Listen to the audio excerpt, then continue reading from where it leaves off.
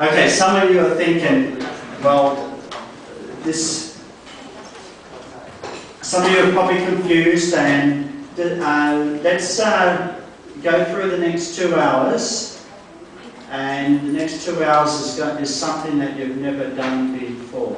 Okay, I'm going to take you through a simulation game, and you can take the game home tonight and play with it. So we will use some past time, but we don't have to use all the past time. Okay, I don't want to use all of the valuable past time playing in the game. But if you want to spend time over lunch or tonight playing the game, you're most welcome. Okay, you can do that. Okay, let's be very, very clear. I want you to be responsive to me now for the next 5 minutes. How many of you have a culture problem in your organisation? Culture problem. Culture. How to define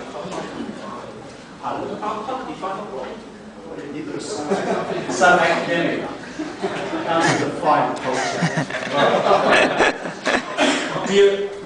What type of culture would you like me to define? Let me explain. A culture problem is the unwritten rules in the organisation, that is, how people think, how people make their own personal judgments about what is right, what is wrong, what is appropriate behaviour. Okay? That is what we mean by the culture. It is the norms and values that the employees bring to the organisation. How they think, how they deal with customers, how they treat each other. Okay, any of you have a culture problem in your organisation? Hands up. Wow. 1, 2, 3, 4, 5, 6, 7, 8, 9, 10, 11, 12. Okay, so what's your culture problem? I think the culture problem, like we in the US company, private owned company, normally very conservative. But now they've been the expansion, they introduce a lot of high-level manager coming to do different way. So now we can see the conflict in the culture, how to do the thing. Management, the staff, different people. And the staff don't say anything, right? Huh? Have you seen that, where the management is saying lots of things, right? The senior management come in, they say lots of things, and the staff go, right? Okay, they nod their head, and then they go away and do their own thing, right? Yes? So that's what I mean by a culture problem, okay? And so that can be a greater problem than a little incentive problem, okay? Or the error problem that you see in that case study. Right, that partly was culture, but that was more like a national culture thing. We're talking about the organisational culture problem here.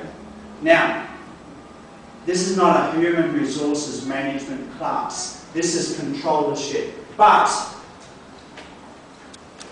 if you have a look at this yellow book, and remember, why do you buy that? I get you have this book, but then we don't refer to it. But yesterday we basically went through the first 5 or 6 chapters. Did you know that?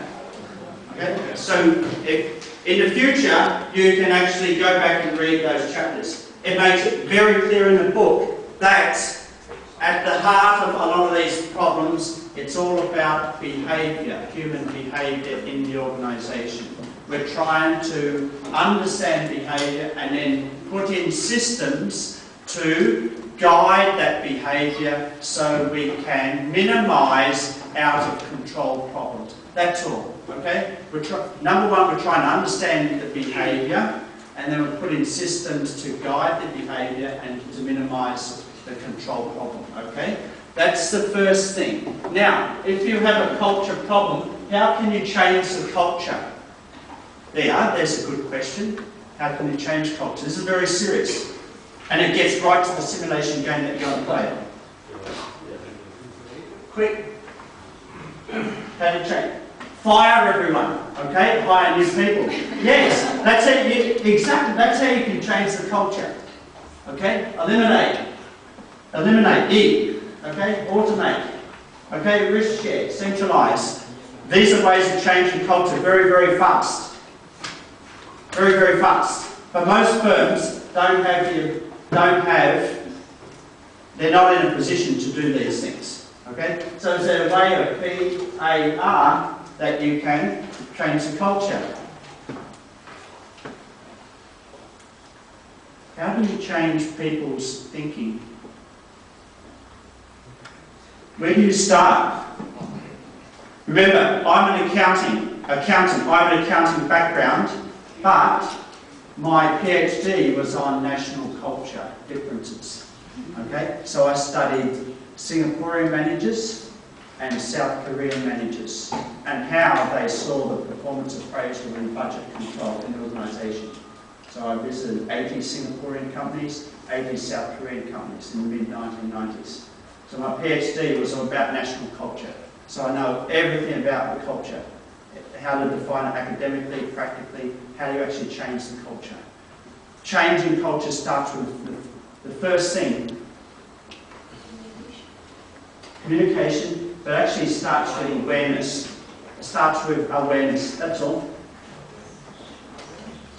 Yeah.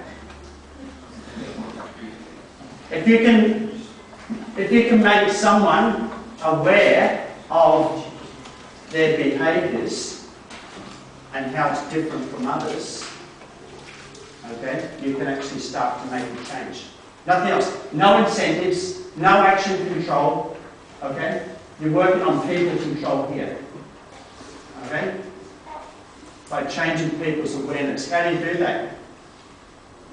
How do you change people's awareness of what they're doing? Communication? Yeah. Yeah, communication, okay? So how do you make the communication systematic, consistent, and there every day? How do you do that? Because the boss can't just come in every day and blah, blah, blah, blah, blah, blah. This is the culture, all right? Yeah, policy, yes. So you need policy actually. There's something like a policy, that's something there all the time that people will see. When you see it all the time, then you become aware of it. Procedures, policy, very similar. All you need, very simple. Once you start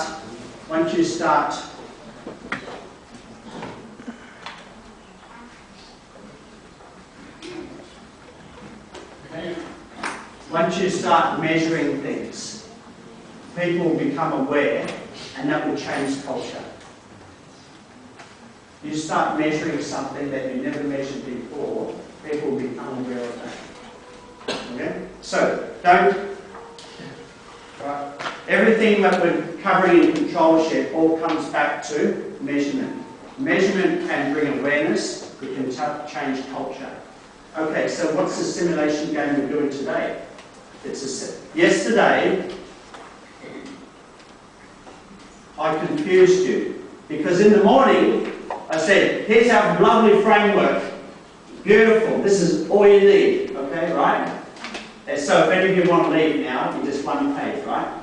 Okay, and so I took you through the DHL care and then you do all this, right? And the yellow book, there's more you can read to update that. And then, in the afternoon, I said, oh, hang on, forget about that. Let's do strategy, we do our framework, and now we're doing strategy map. And you're probably thinking, what's that got to do with the first one? Okay?